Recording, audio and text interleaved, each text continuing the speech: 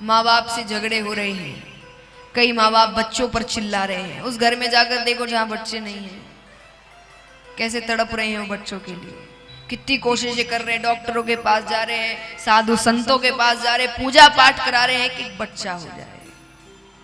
जो बच्चे माँ बाप से परेशान हैं, उन अनाथों के पास जाकर देखो जो खुद रो रहे हैं, खुद ही सो रहे हैं, उनके सर पर कोई हाथ फेरने वाला नहीं है, उनको हाथों से खाना खिलाने वाला नहीं है। यहाँ तो आप माँ बाप पे चिल्ला भी दे तो उसके बाद भी रात को वो आपके पास आ ही जाते हैं आपको मनाने के लिए। उनको कोई मनाने नहीं आ रहा, उसको चोट भी लग गई तो खुद ही रो रहा है, खुद ही ठीक कर रहा है। तो भगवान को जिस दिन धन्यवाद देना सीख गए ना, सब ठीक हो जाएगा। आइए, धन्यवाद देने की बात आई है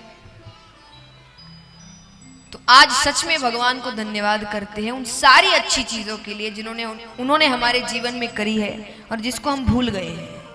क्योंकि शिकायतें तो बड़ी जल्दी कर लेते हैं पिक्चरें देख देख कर, कि पिक्चरों ने नया सिखा दिया भगवान पर चिल्लाना, कि कुछ हुआ नहीं कि भगवान पर चिल्लाने लग जाओ, पर धन्यवाद करना नहीं सिखाया।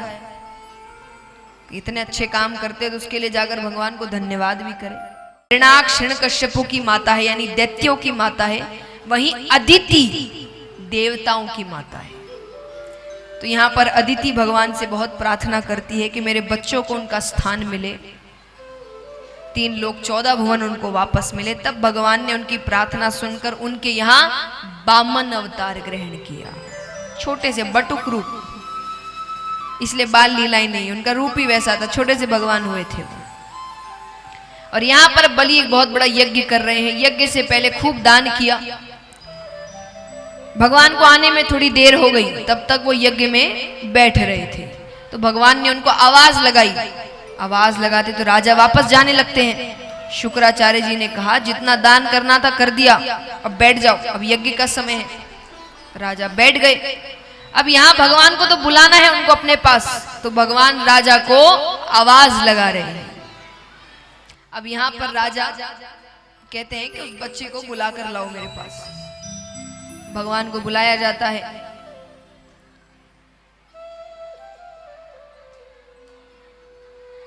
राजा ने कहा बताओ क्या मांगना चाहते हो, आज तो मन करता है अपना सब कुछ लुटा दो।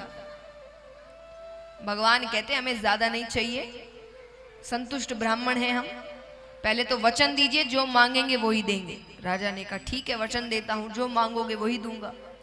बोले मुझे 3 पग भूमि चाहिए। क्या चाहिए?